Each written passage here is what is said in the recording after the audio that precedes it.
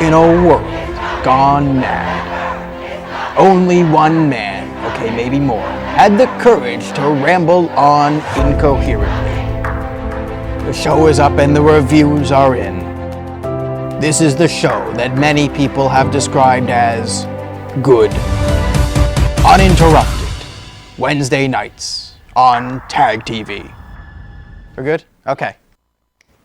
Welcome. Oh, we have a lot to go over this week. Hopefully we can get enough in for a ranting finish, which I want to do on the Raptors.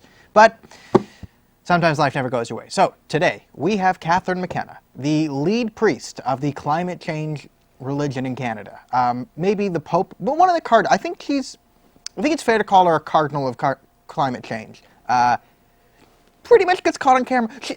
She posts a video of herself talking about her own propagandistic tactics. We'll get into that. Also, ISIS is coming to town because it's Canada, because it's 2019. Because it's 2019, we're just going to bring back a couple of ISIS fighters. Now, I'm going to go over all the problems with bringing back ISIS fighters. Now, a lot of you are saying, they're ISIS! Yes, that's the number one problem, but because the Prime Minister of People Kind is in charge of the realm, there's a whole host of other problems we have to deal with. Also, SNC-Lavalin is sent to court. This should surprise no one, but it's not going to make Trudeau look good. The other thing that follows up on this is Jody Wilson-Raybould and Jane Phillpott have decided to not go away. They will be running as independents. I will give you my analysis on what that means in October's election. The EU says F you to the EU, or the European countries say F you to the EU, as many Eurosceptic parties win in the most recent European elections. I'll talk about the implications of that going forward. We also have Doug Ford. He takes on the beer store, and he'll take on the media and the left, as he is going to pay a heavy price to get out of some very bad contracts. We'll talk about that as well. Also, we have Bill C-71 passes. That is the gun bill. Full disclaimer, I do not know a lot about guns. I know enough to tell you that this bill is stupid, but I will not be giving you the best gun analysis in the world. Well, actually, probably shouldn't sell myself short. It's going to be great. A terrific gun analysis, huge guns, very many gun analysis. So that, and Muller basically quits the Muller report today. So let's get started. Let's get into it. Catherine McKenna, who some people have referred to as Climate Barbie for her vapid remarks on many topics, is in a bit of a hot water. She is the one who went dressed as Climate Crusader for Halloween. She LARPs, or live action role plays, as a cabinet minister in the Trudeau government, and I would say that she is probably the biggest indication of the because it's 2015 cabinet members. And if you don't know what that means, in 2015, Justin Trudeau was elected, and he decided to make half the cabinet women just because. And Catherine McKenna is sort of one of those women who is just, here's a young woman with not that much experience thrown into a very important role because it's 2015. Now, on the other hand, we did have competent women. The most competent of all the cabinet ministers was said to be Jane Phillpott. She's now out of the Liberal Party. We will talk about that as well. So this is on the completely incompetent side. That is Catherine McKenna. She has been sort of a pseudo-gaffe machine running for the last 4 years or so. Basically demonizing, she's said things like, climate change is sexist, or people who, climate change denial has a lot to do with sexism. Basically, she's one of the people who conflates any criticism of her or her approach as someone who wants to basically rip the planet's core out and throw it into the sun and then laugh maniacally while hanging out with the Monopoly man. This week she was in Newfoundland. And this is going to be important. This happens in Newfoundland. So she was in a bar in St. John's, and she just got screeched in. So there's this video making its way around the internet. Now, there are a couple of things to know before I show you the video. One is that she was in Newfoundland. She had just gotten screeched in. That's where they make you kiss a fish and they got you drunk. So she's kind of inebriated here. I'll give you the full context of the video going in. We're just going to give you the 12-second, the real important part. The context here is she's at a bar, she's a bit drunk, she's with two friends or whatever, and they're having an argument over whether or not St. John's, Newfoundland is the oldest city in North America. And one says, is it this or is it Missouri? And they say, well, there's no one here from Missouri, so we're right. And then this here, we'll play it. This is Catherine McKenna's take on how to argue. You know, I actually gave them some real advice. I said that if you actually say it louder, we've learned in the House of Commons, if you repeat it, if you say it louder, if that is your talking point, people will totally believe it. So just go. Thanks, Catherine. Now, if you're wondering what that style was founded by, that's the big lie strategy coined by Joseph Goebbels, a noted not good person in human history. So here you have it saying, if we learned anything in the House of Commons, it's that just to lie and repeat yourself and get louder and louder and louder, and eventually people will believe you. So here's the defense of Catherine McKenna. It was, hey, she was a bit drunk. She's just, this is a joke. She's just saying between friends, it's a joke. She never said that she did this. This could very easily mean this is what the Conservatives do in Parliament, and that's what the Conservatives NDP do, right? And she's just saying that. Now, I tend to throw that out for two main reasons. One, she posted this video herself, right? She posted this video herself, which means, what are you thinking, right? If it's just a flippant off the joke, like, no, does she think of herself as a disciple of Joseph Goebbels? I doubt she has that image of herself, but I think there is a case to be made that this is something that applies across the board. I think what she meant here was the general House of Commons, and she's not exactly wrong about this statement. It is true that if you just keep lying and saying things with confidence over and over and over, eventually people will believe you, right? This is the Joseph Goebbels big lie, right? Tell a lie big. If you tell a really big lie, people are more likely to believe you because they're so convinced that no one would lie about something so big. And if you keep saying it, people will be more and more convinced that you cannot be lying. This is the logic behind the big lie. Right? This is why, this is the whole, this is the Israel has stolen land from Palestinians big lie, right? You just keep saying it, and eventually people believe you. So here's the evidence for why this is likely to be something Catherine McKenna does. So let's bring up the tweet. This is a tweet that came out from both Justin Trudeau and Catherine McKenna. It was a couple of months ago. This is why we need climate action now. Price on pollution is the only thing. Okay, this is him making a case for the carbon tax. And this is Trudeau and McKenna. They would do things like this. They'd make case for the carbon tax because forest fires happen. Now, this was a forest fire started by a windmill farm. There was a windmill farm where there was an accident and a fire started. And they are trying to make the case that climate change causes forest fires. Now, if you're a big-time watcher of the show, you know I hate this argument on the environment, that, if we drive our cars, it causes tornadoes in Azerbaijan. Like, that's not a good argument to be made. But this is the consistent approach of Trudeau and McKenna when it has come to climate change.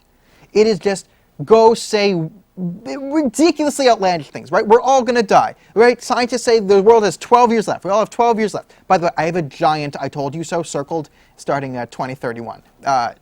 It's coming, but I think a lot of us do too. So the reason why I would say this is actually a pretty damning indictment of herself is because when you look at her record, when you look at what she's been doing, it fits pretty well with what she's been doing. I'd say she is quite clearly guilty of what she is saying right there. Right? So people are saying it's a startling admission, right? This is her saying, this is her tactics. This is what you got to do, kids. Just get up there and lie and lie and lie and lie and lie. And I doubt it was intended as that, but it does come across like that. And I think there is a good grain of truth within this saying that, what we do in the House of Commons is we just lie to you. We lie to Canadians. Now, I guarantee you the Liberals are lying to you about climate change. And again, that does not mean that there are no environmental problems in the world. It doesn't mean that we shouldn't, think of ways to reduce eutrophication or, regeneration of certain forests or polluted areas. Right? I'm not saying that. And in fact, Canada has pretty good laws. That's why oil sands oil is cleaner than most other places in the world. One, because it's made in Canada, so the transportation costs are offset. And two, because there actually are laws that they actually have to bioremediate the area that they used back to what it was beforehand. So that's one thing. But they keep lying. They keep smearing Canadian oil. They keep lying about the effects of pipelines. They keep lying about tankers. And then this is the woman who lets Quebec dump tons of liters of raw sewage into the St. Lawrence. She signed off on that. So I think there is a good enough case to say that Catherine McKenna is a climate fraud. She is a priest of nonsense. And she there got caught admitting her very own agenda. She got caught admitting that she is a liar. And she has been a liar. And the only real defense, I think, for Catherine McKenna, and I think this is a somewhat justifiable defense, is she's just a fool. he's not that smart. I think that's the only legitimate defense. There's two outs here. There's, yeah, I'm actually a really clever propagandist and I do lie, but I lie for a good cause, and that is climate change, which would back up my assertion that climate change is becoming a religion in Canada. And the other is two, yeah, I'm not really that qualified, I'm not that smart, I just know climate change is evil, and I get up there and I talk about climate change because I think it's important. So there's only really there's two excuses here. It's stupidity or malice, and I think it's a bit more stupidity, but I think there's a bit of both here. I think there is a bit of both of deliberate manipulation of the Canadian public and some malice. But again, this will be swept under the rug. We'll be then told anyone criticizing Catherine McKenna will be, of course, a climate change denier, yada, yada, yada, and then the destructive political circle goes on and on and on, and no one gets anywhere. All right. So, a story in Canada that we should all be following. The Prime Minister has done something he really loved. And you're thinking, what does the Prime Minister like to do? Grope people? Nope, we're not talking about a groping scandal. We're not talking about a sock fashion show. Nope, think of something else the Prime Minister loves. Wait for it, can you guess? Yes, ISIS fighters. Yes, we're getting more ISIS fighters. If you guessed, the Prime Minister loves bringing in convicted terrorists and treating them better than Canadian veterans, you would be right. This is a story about terrorists better than veterans, in Trudeau's opinion. So, my view on ISIS is bad. ISIS, bad. Trudeau's view on ISIS is they are, and I quote, a strong voice for de-radicalization. Now, we have to talk about de-radicalization in Canada, or the lack thereof, because it is a very, very important part to this story. So, the number one argument, as I said in the intro, for not bringing in ISIS fighters to Canada is, they're freaking ISIS! They're ISIS! Don't bring them in! They're ISIS! They go boop! They're ISIS! They went to join ISIS because they like ISIS. What are you doing? That's the number one argument, and that's the primary argument. But there are a good many other arguments that we have to consider because it's 2019. So the second argument is, will we be able to prosecute them properly? So Turkey is helping Canada facilitate the return of 30 ISIS fighters to Canada. Now, here's a problem, is what can we get them on, right? Canada is safer, and Canadians are safer when ISIS fighters are not in Canada, because ISIS fighters like going pew, pew, pew, pew, pew, boom. All right? It's one of their things. They're pretty big fans of going boom in public places for no political reason whatsoever. The only reason ISIS goes boom is because either maybe climate change, Israel exists, or American foreign policy. That's why ISIS exists. Let's just get that out of the way so we don't get censored here. But can we prosecute them? So what is the standard of evidence? So we have 30 ISIS fighters, and how do we prosecute them? Right? Are we going to prosecute them under terrorism? Because that's a very, very, very hard thing to prove. Right? Are we going to prosecute them for murder in a foreign country? Remember, Syria is in the middle of a civil war, at the tail end of a civil war. Syria was blown up. Right? Are we going to get Turkish soldiers over as witnesses? Are we going to get Kurdish soldiers? Right? Turkey's just started a military operation against the Kurds. What if the Kurdish soldier who captured 5 of those ISIS fighters get killed by the Turks in the next 3 months? Right? Then we have no witnesses. Right? What if some of those Kurdish fighters want to keep fighting for their homeland instead of coming over to Canada to take part in some stupid court case? Right? Can we prove terrorism on them? Right? Are we going to get again guarantee that these guys don't go straight to jail, don't pass go, don't collect $10.5 million? Right? Are they going to end up in jail? 3, if they do end up in jail, is it a life sentence? Right? Or are these people going to get out of 12 years of good behavior and then become a strong voice for de-radicalization or whatever? Then there's a third problem, which is tangentially related. Is the $10.5 million he gave to Omar Carter set a very bad precedent? What if there is a prosecution glitch in the way we handle them? You know, what if there's people claim unfair? What if some of these people were tortured by the Kurds or the Turks? You know, what if they captured ISIS fighters and beat the shit out of them to get the location of other ISIS fighters? And, you know, it turns out that happened by a Kurdish militia that was in a pseudo-alliance with Canada in 2017. Right? What if that person goes in front of a liberal judge?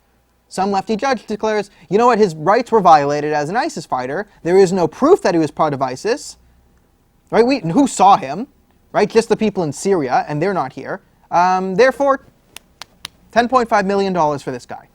And plus, these guys know that Canada is a bunch of suckers right now. They know there's a precedent. All these ISIS fighters, if they have half a brain, are going to sue the Canadian government. They're all going to sue the Canadian government for mistreatment. They're all going to say, I'm reformed, or I no longer ISIS, or, you know, why is someone allowed to join the Israeli or the military army and not be considered a terrorist, but I can't join ISIS, you know, and then Imam Mick whatever will make the case for them, and we'll have to show that we're more tolerant and we're more loving than the ISIS. And it's really our strength is to give them $10.5 million, and then they use that to go boom.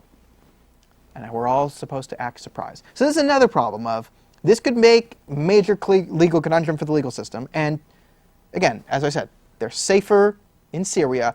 Let the Kurds take care of them, right? And if they want to off them, don't join ISIS. Right? Just turn a blind eye to this. But instead, Trudeau wants to bring them in to make them a powerful voice for de-radicalization, as he said. Which brings us to problem number 4, the de-radicalization program. Now, some people have been watching me for a long time, and they know already what our de-radicalization program is. And they're laughing on the floor, just remembering what it is. And some of them are just shaking their head because they remember what it is. And other users are saying, oh, please, tell me what this program is. Well, the first de-radicalization program, we were doing an experimental project, no joke, to have university writers, university professors, write poems to de-radicalize ISIS. Yes.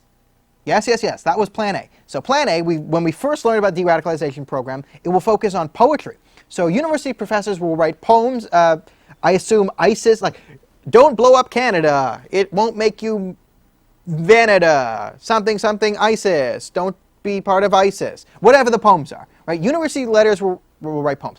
Then we learned a couple months later when there was a 6-page report on the de-radicalization program basically stating we don't have a de-radicalization program. So we will pay university professors to write poems. 2, those poems won't even be sent to ISIS fighters. 3, we won't even be tracking the effectiveness of this program, which I said is a good thing because, spoiler alert, writing poems and not sending them to ISIS won't de-radicalize ISIS.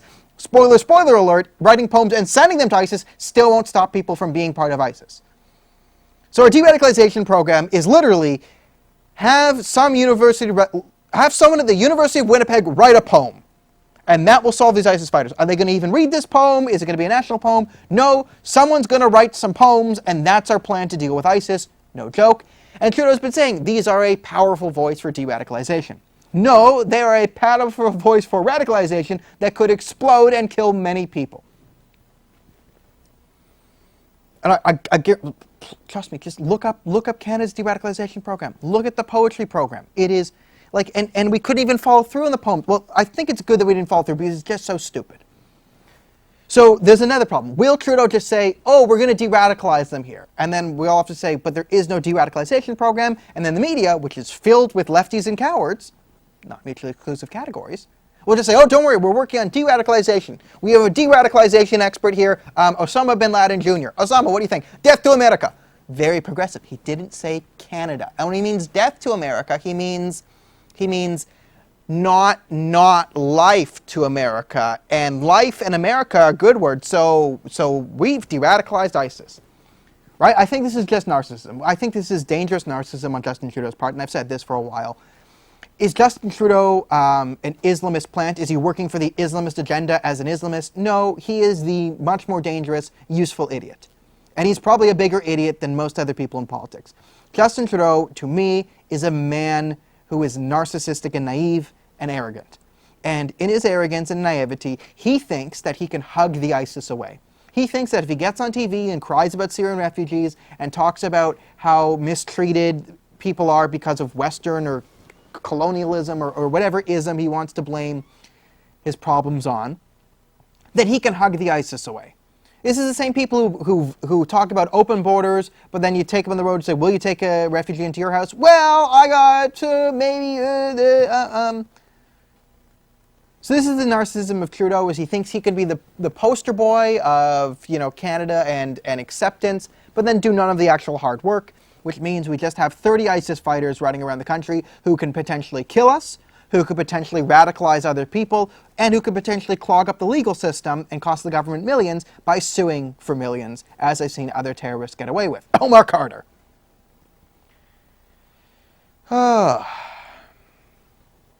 So I think that's what you need to know about ISIS. So if you don't get it by now, ISIS bad, Daniel think ISIS really bad, Trudeau think ISIS not so bad, because it's 2019. Vote for not Trudeau. All right. So some of Trudeau's skeletons are still remaining out in the open. That's nice. SNC-Lavalin has been sent to court. A Quebec judge has sent SNC-Lavalin to court. They will face charges for bribery and corruption because of their actions in Libya from 2001 to 2011. Good. Good. I think they should face charges. So for anyone who's coming new to the story, the SNC-Lavalin thing, what was that all about? SNC-Lavalin is a Quebec construction company, engineering firm, and they were giving bribes to Muammar Gaddafi's son, including paying for prostitutes and such. They were bribing, corruption, using funds to essentially break the law. Now, there's a rule in Canada that if you get caught, if you get a federal conviction, you cannot bid on government contracts for 10 years. And because SNC-Lavalin is a big donor to Justin Trudeau, the Trudeau Foundation and the Liberal Party, Trudeau wanted to create something called a deferred prosecution agreement, which was this brand new loophole in the law which would allow them to say, yes, we were guilty, but it's not technically a felony, so they could still bet on federal contracts, and he could still give them billion-dollar contracts under the table or over the table and pretend it's not illegal. Jody Wilson-Raybould, the then acting Attorney General, said SNC doesn't qualify for this, and there's actually, Stephen Harper had created a separate legal system, or a separate, the prosecutorial branch, and the independent prosecutor said, yes, this should be brought, and the independent prosecutor said, no, they don't qualify for a DPA, and Jody Wilson-Raybould said, yeah, I agree with that. And then the Trudeau insiders tried to put pressure on Jody Wilson-Raybould to overrule the independence of the judiciary, and they were sort of caught in a trap that Stephen Harper had set for them a decade before. Good on you, Stephen, you sexy, sexy lesbian. Now, what's happening now? Since all this came out, a Quebec judge has said, I see the evidence, and you have to go to trial. So they're being sent to trial. Now, there is a publication ban against the evidence currently against SNC-Lavalin, so we don't know all the evidence going in, but I am that good of a fake journalist for you that I have breaking source, inside information of the evidence against SNC-Lavalin. And I can read it to you right here. So SNC-Lavalin, it is a construction company that runs out of Quebec. Case closed. Mafia. All right, moving on. So the people who stood up to Justin Trudeau during the SNC-Lavalin scandal, quite famously, Jody Wilson-Raybould, and then she was backed up by her homie, Phillpott, and then, you know, Trudeau and Morneau were basically like, they're just a bunch of girls. That's why Phillpott's taking Raybould's side. They were then kicked out of the Liberal caucus. Sheila Copps came on out of the grave to make a complete fool of herself. And that brought us to where we are now. So Jody Wilson-Raybould actually has a pretty big name in Canada, and Jane Phillpott kind of as well. As I talked about earlier, Jane Phillpott was actually the case of a competent woman who just happened to be in the cabinet. I've said from the beginning that Jane Phillpott as you know, health minister made sense. Highly qualified doctor, sterling medical career, experience in administration, you know. I don't have a problem with her being in charge of Canada's medical system. I think it made sense, right? I would rather her have more conservative views, but I'd say it about everyone. All in all, if there's going to be a Liberal in charge of the health system, it should have been her. Male, female, didn't matter, she's qualified. Because she was so qualified, we created a second Aboriginal minister and made her part of it because health isn't important. And do the Aboriginal people really need their health? Instead, they need a second minister of political pandering because that's more important. So these women were kicked out of caucus for one. Jody Wilson-Raybould was kicked out for doing her job, and Phillpott was kicked out for sort of trying to back up the rule of law. So they were kicked out of the Liberal Party for trying to uphold the rule of law, because you can't have that in Trudeau's government, and now they're going to be running as independents in 2019. Which is interesting, because we've never really had independents making... It was a big deal when the Green Party won one seat in BC. Now they've won a second. People are saying, oh, they should have gone to the Green Party. I actually like their decision to go independent because, one, I don't want them in the NDP because the NDP is fluttering around. Jagmeet Singh is the face of the NDP, is very good for the Conservatives because you do not want a split Liberal NDP government.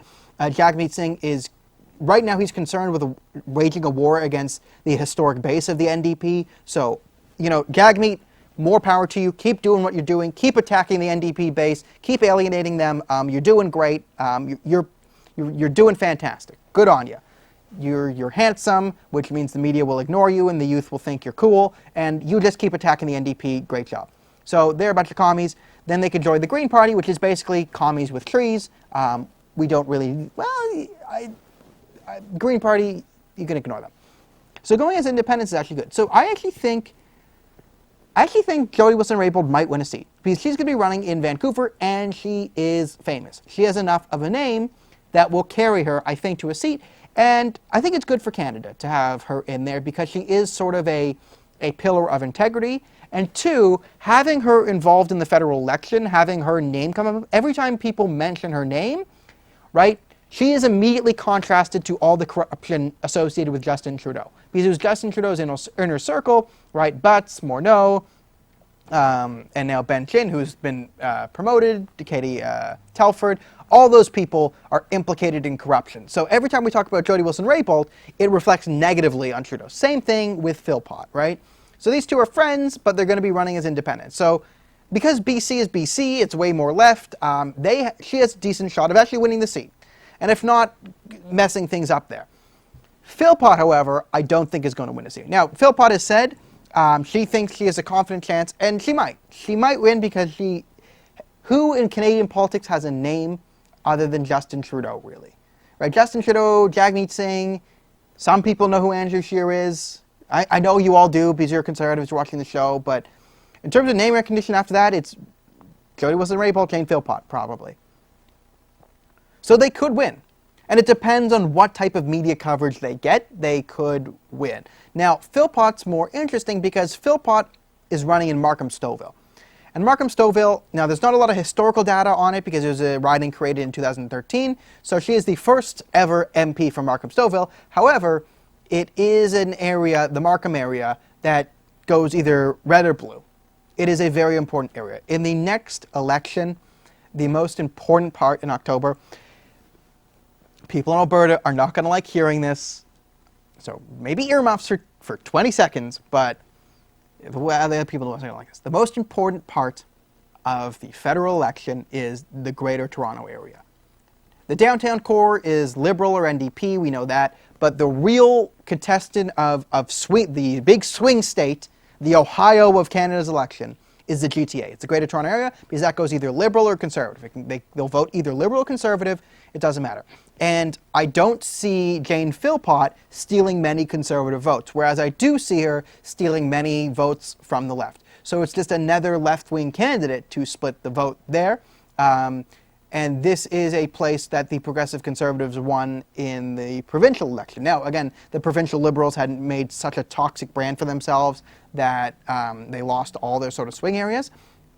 But this is the most important part of the election. And this could be a seat that goes blue. There is a very good chance that Jane Phillpott does not get in and makes it a cakewalk for the Conservatives in Markham-Stouffville. So I think this is a very good thing for the Conservatives because, one, every time we say the name Jane Phillpott or Jody Wilson-Raybould, it brings up SNC-Lavalin back again, right? The media and the Liberals have tried to sweep this controversy under the rug, and they've done a good job, except SNC-Lavalin's back in the news now, and these two people will be running in October, which means this SNC-Lavalin thing, it will get brought up out of the grave again. So I think it's a good thing that they're running. Now, I think it's also a good thing, I should say, it's a really good thing they're not joining the Conservatives, because Jody Wilson-Raybould had let Bill C-16 and Bill M-103 and like a lot of funding to Islamic Relief Canada, like they've let a lot of really, really bad ideas go. Like they've been on board with the radical left-wing, anti-Canadian, decolonize the world. They've been fine with all the radical lefty nonsense that this government's been doing. They were just opposed to the corruption. The problem with Canada, though, is there's two different axioms here. Like, do we want name recognition? Like people saying they should join the Conservatives for extra name recognition. I think that's a bad thing. I'm very happy they're not the Conservatives because they would drag the party very far left. And they would just end up leaving again and making the Conservatives look bad. So it's a very good thing they're not in the Conservative Party. And I don't think Philpott's going to make it in, but if Jody Wilson-Raybould does make it in, it sort of acts as a, it shows that Canadians sort of have a value for the rule of law. Now, is she going to make any difference as an independent in BC? She'll have as much impact as Elizabeth May, which is nothing. So it's a good thing that they're running as independents because they don't give a name recognition boost to other parties, but they do, and they don't drag the Conservatives to the left, but they do a good job of hammering Trudeau's credibility going into the next election. I think there's, if I had to call it now, I say Jody Wilson-Raybould gets a seat and Philpott's riding is run by a Conservative. So I think that's going to be the outcome there. Okay, so moving on to our next story. I think I'm gonna focus on Europe. Oh, Europe is so classy. Hello. That is my Cockney British accent. You like it? Yes. All right. So, if you've been listening to random crazy left-wing people on Twitter, I love the American analysis of the EU election and the panic over the far right. You know, the Rashida Tlaibs, the Ilhan Omar, Sean Kings, all these crazy lefties have said, you know, this is a big win for far right, you know, populism and the alt-right's taking over Europe. And this is a very, very, very poor analogy of what happened in the European election. So, to a quick explainer for people new to EU politics. Europe is formerly a continent that was part of Western civilization. Europe is now basically the backup Middle East, and some people don't like this. So Europe used to be a collection of nations. Now it is a giant conglomerate run by a parliament in Brussels. Not fully, but here's the concept of, we said, globalism versus nationalism. And the UN is the best example of globalism, but there's sort of, maybe internationalism is a better phrase here, because the EU was sort of this happy-go-lucky idea of, why don't all the European nations get together? We'll have a single unified currency. We'll all have very similar laws. We'll have similar trade deals, and there'll be free movement and free trade in between us. Now, I'm pretty big on free trade, and I think an inter-European free trade deal is a really good idea because the economies are really similar. Now, there's a lot of really bad ideas in the EU, like a centralized EU currency. You can't have the Greek and the Italian dollar tied to the German dollar, because the German economy, there's a reason why the Germans are able to march in and take over all of Europe, because they're very efficient. Go to Germany, and then go to Spain, and you'll immediately understand why Germany owns Spain. Listen, I've been saying this for years, ever since I visited Europe, like 7 years ago. I am no longer impressed that Hitler took over half of Europe. It really doesn't impress me. It's not that big of an accomplishment. I, and everyone listening right now, we can take over half of Europe within a week. You know how you take over Europe? You just go in during nap time. Okay? In a bunch of countries, during peak business hours, it's nap time. You will literally go to a store in Spain. I've tried to do this. I've tried to be like, excuse me, can I exchange money for one of your goods or services at peak business hours? They're like, no, nap time's in 5 minutes. Can't do it. Really? All you need to do to take over Greece or Spain or Portugal or Italy is don't blitzkrieg, don't drop bombs, don't blow things up. Just sneak in very quietly during nap time, take over the parliament, put in a new flag, and just say you're in charge. Because whatever.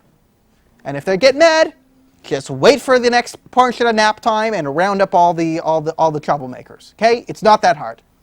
You can't have the nap time economies tied to the German and French economies in the same dollar. It is just designed to fail. The only people it kind of benefits are the ultra wealthy in those economies. Like if you're a billionaire Greek person and your dollar is now tied to the German dollar, to buy luxury goods out of province, it's actually cheaper for you, but it means that, you know, for the tourism, right, it used to be good to go to Greece because you could buy a coffee for what would be like, oh, that's like $1.75 for what is usually $5 in Canada. Oh, that's a great deal. But now that's like a $7 cup of coffee, so it hurts the other people. Now, the other side. The EU failed. The financial crisis showed the utter fragility of the EU economy and how it's completely untenable. Brexit happened. They voted to leave. Now, here we are in the current EU elections. You have many Eurosceptic policies. And one of the reasons that the European Union fell apart was because of the free movement clause. Now, I think it's pretty good, right? The free movement between Norway, Finland, Sweden, Denmark makes sense. Very similar places, similar history, similar populations, similar economies. You want to go to travel, it just makes sense. What you cannot have is a free movement clause when one country says open borders. The second one country in your free movement, state one country in the EU. All it took was for Germany and Sweden to say, open borders. Anyone who gets to Germany or Sweden is home free. Then you had a rush of people come from up from Turkey, go into the Mediterranean, land on the beaches of Italy and Greece, then start running through the EU trying to get to Sweden and Germany before they had to realize, oh no, we can't close the border. Right? And that's what caused Brexit, in my opinion. A lot of it is people said, hey, if Sweden is just going to let in anyone for any reason without any vetting, and we have a free movement clause saying those people can just come into Britain, well, this is completely untenable. You cannot have this. So, of course, countries started to protest. There was countries in Eastern Europe, Poland, Hungary, all those countries in Eastern Europe were like, no, no, no, we've experienced financial and social collapse before. We used to be run by the Soviet Union. It is not fun being run by Mother Russia. You don't eat, you eat only potato. One potato, whole family, and shoe. You eat potato and shoe, this is only dinner. It's all dinner you need. Right? They went through that, which means they're not going to be like open borders. You know, all these people who are like, hi, we're here for jihad. We're here, can we have welfare and Sharia law? And people were like, no, you cannot have welfare and Sharia law. And then Sweden was like, yeah, you can have the welfare and the Sharia law. What's the difference between, you know, liberal democracy and Sharia law? And they're like, we want to cut the head off and kill all the gays. Well, it's just difference of opinion. Some people like the choppy of the carrots. Some people like the choppy of the gay and apostate. Who make difference? Oh, who knows? Everyone who disagrees with me is a racist. Now, believe it or not, the majority of Europeans do not like that argument. When people said, we want welfare and Sharia law, they're like, yeah, no, that sounds like a bad idea. So you're hearing, like, far right has taken over the EU elections. And that's ridiculous because the country that won in the UK, the party that won was a 5-week-old party. You can say populism. It was called the Brexit Party. It was a single-issue party, and that just ran on Brexit. Now, I know I showed you clips of UKIP candidates being hilarious, and I thought Sargon was really, really funny. But honestly, Brits voted for a party that was just straight Brexit. Our one goal is to take Britain finally out of the EU. So we need a second vote because we were all drunk. We didn't vote that time. I think this was the second vote in Britain. This was the second referendum. They voted leave again. So if you're saying, you know, Britain was won by a far right policy, then you're betraying yourself here as your media bias. You're saying that basically any Euroscepticism, anyone who wants national sovereignty, anyone who doesn't want to be tied to the unelected bureaucrats in Brussels, they are far right. That is a far right position. Now, I will accept that might be a center right position to have a higher, focus on national sovereignty. But if you're saying a party that was one issue, which was just to uphold a democratic mandate to leave the European Union, is far right, well then this is why we can't have nice things. This is why everything is far right, right? Everything is far right that we don't agree with, right? It's the old adage, everyone I disagree with is Hitler, right? In Germany, Orban's party won majority of seats. In Italy, Salvini's anti-open borders party won seats. Marie Le Pen's party, National Front, won in France in EU elections. And this is the way EU elections tend to go, is there tends to be a large voting bloc. Now, it goes a bit different than the national elections in Europe. So the in-country elections in Europe look a bit different than the EU elections, because in the EU, you can see it makes sense that there's a bit of a different political axiom, right? Where in the EU, you can run an EU Parliament party basically on the basis of being anti-EU.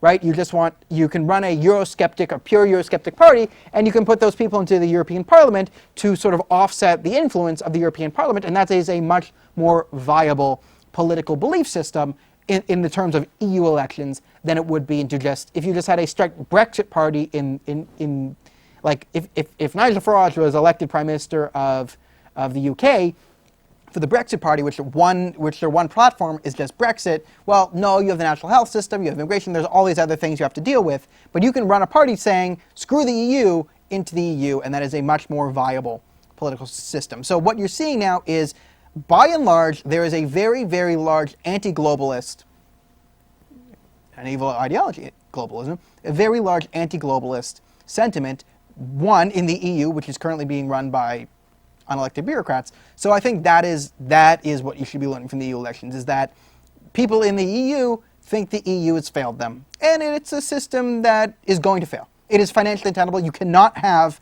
the nap time economies connected to the German economies. You cannot have them on the same dollar. It makes no sense. It caused a financial crisis. It is the reason why Greece is now owned by the German banks. You cannot have this going on. You have to separate the currencies of the nap time economies and the real economies. Sorry to the nap time countries. But honestly, I've been there. It's fun. It's great. But there's no word. I don't know this, but I assume there's no word for commerce in Spanish, Greece, or Italian. I can't imagine there is one. This is going to get me in trouble like in 10 years or something. But good thing I'm never running for anything. So this show is brought to you by the death of my eventual political career. Saying ridiculous things from me to you. All right. So let's get into some stories. People want to know about Bill C-71. That is the anti-gun bill. This is a bad idea. Now, again, I'm not a gun person. I don't know a lot about guns. You're just going to get 2 minutes of guns off of me. In this bill, it basically sets off stricter gun control. Now, how many lives will this gun bill save? I have a distinct analysis done for you. The amount of lives Bill C-71 will save. This is over the next 10 million years. The lives saved by Bill C-71 are 0. Okay, thank you. Thanks for coming to my TED Talk. It only puts more restrictions on legal gun owners. The majority of illegal guns are coming up through the states through organized crime anyway. There is absolutely nothing in this bill to stop illegal gun sales. There's nothing in this bill to get at the real cause of rising gun violence. This bill only serves to right now just piss off legal gun owners and sets the groundwork for future gun bans, right? We already have Trudeau talking about an assault rifle ban, a ban on semi-automatics, a ban on handguns. The only thing this does now is piss off people in rural communities who have to jump through even more hoops. Right now, in order to get a gun in Canada, you have to do a backflip, get a high five from your wife, jump through 17 different hoops, sing a song in B minor, then you have to do the Macarena. After that, you have to run a marathon and then fill out 7,000 pages of paperwork.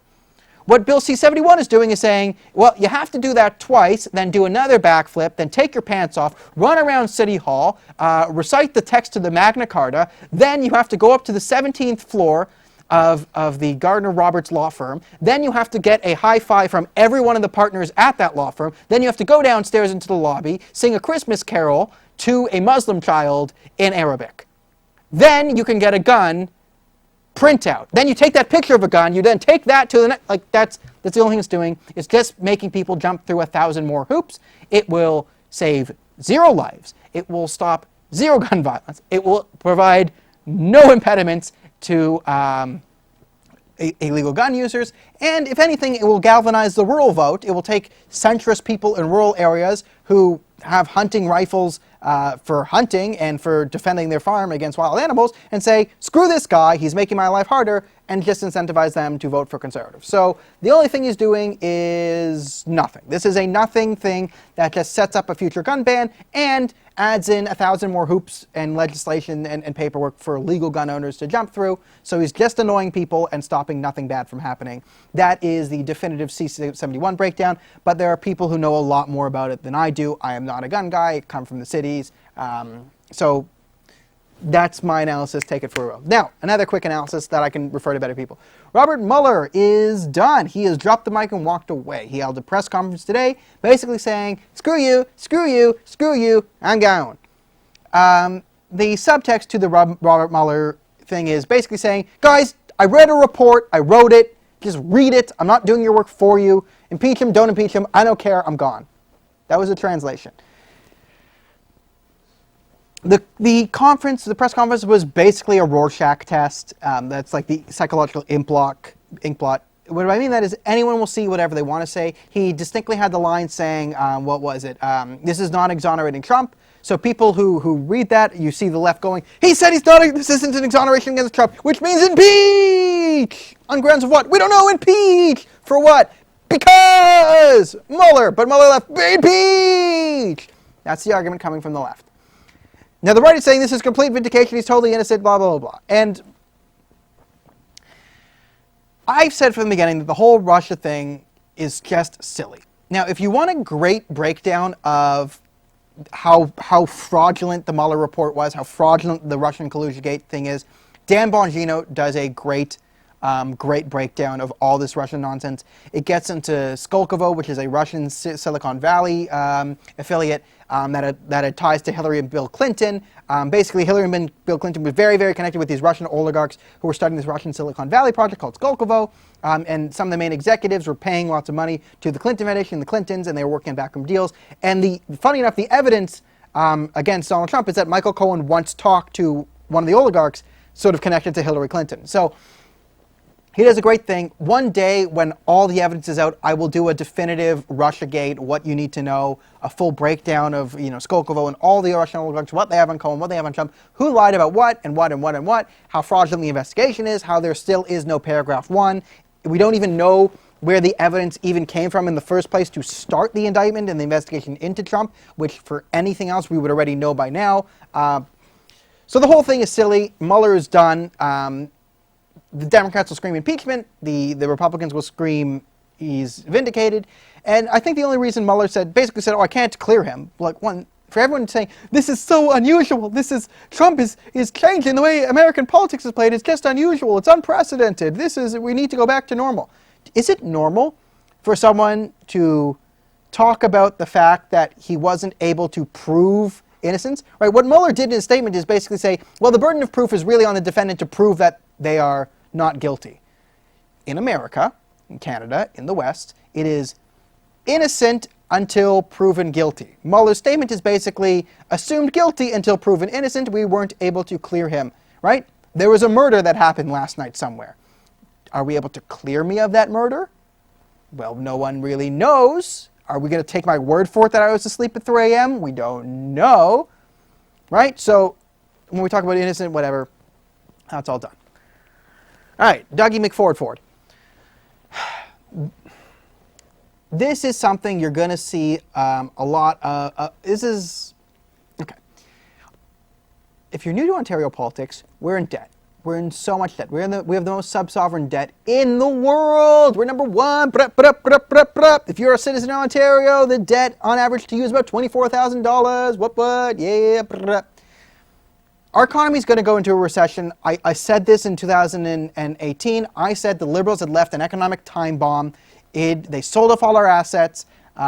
They left us with nothing and a massive debt. There's going to be a recession in Ontario in the next couple of years, no matter who's involved, no matter who's in charge. So here is what people are going to be mad at for Doug Ford now. And I'm going to make the 3 arguments that you can be using against Doug Ford. Now, one of them is outlandish, and then the Conservative Party is split between the other 2. So let's just go into the story. He is trying to buy the province out of the terrible contract we signed with the beer store. So people think because the LCBO is provincially owned that the beer store is too. That's not true. The beer store is a corporation made of a conglomerate of other beer corporations, none of them Canadian. So the beer store is sort of a foreign corporation that has a deal with the Ontario government for a complete monopoly. It is a horrible deal. We make very little money off of it. So Doug Ford wants to buy us out of that contract so individual retailers can start selling you beer wherever you want it. Now, there'll be a lot of things said, like Doug Ford wants to take money away from education and healthcare so he can buy beer for everyone. That will be the number 1 attack being used against him. They also, say things like the more ridiculous one that you saw is he's trying to put beer in convenience store near children. You're not responsible enough to drink a beer or something. So here are the 2 arguments that the Conservatives can use to either defend or go against the position. Because here's the real 2 arguments you should be making here. One, okay, clearly this is a terrible deal. We should not be in this deal with the beer store. Getting out of the deal is eventually a necessity. However, we do have to pay the penalty. So the argument for saying Doug Ford is doing a good thing here, the good argument is, okay, if we look on a scale of 100 years' time, right? If we were in a couple of omnipotent beings just with no feelings or emotion looking at Ontario finances, 100 years from now, you would say, what is the optimal time to buy yourself out of this beer store contract? It is today. Right? It's to get out of this today. You want to break up these corporations. You want to break up this monopoly. You want to give Canadians you want corner stores and Canadian businesses to be able to sell liquor to the constituents. So businesses make more money. We actually get the tax revenue off that. Industry prospers. People prosper. Right? Loosening up the economy is good for everyone. You might as well rip the Band-Aid off and do it now. The argument against this is the optics. The argument against Doug Ford doing it now is saying, hey, listen, I know we're in a lot of sub-sovereign debt. Ontario flushes $1 billion a month down the toilet just on interest payments on the debt. Every year, Ontario takes, I think it's like $12.3 billion and flushes it down the toilet just to pay interest on our debt. So you can say, okay, this is not the time to take $1 billion and invest, it might be 100 million, it might be $1 billion, somewhere, let's say $500 million. This is not the time to take $500 million and buy ourselves out of this contract, because we currently have to go through massive austerity. We don't have any money, so we can't be paying for healthcare, we can't be paying for education. It looks bad for when you can't pay for healthcare and education to then go pay to buy yourself out of a beer contract. It's bad optics, right? It will be used to attack you in the next election. It would be smarter to wait a couple of years, then buy yourself out of this contract.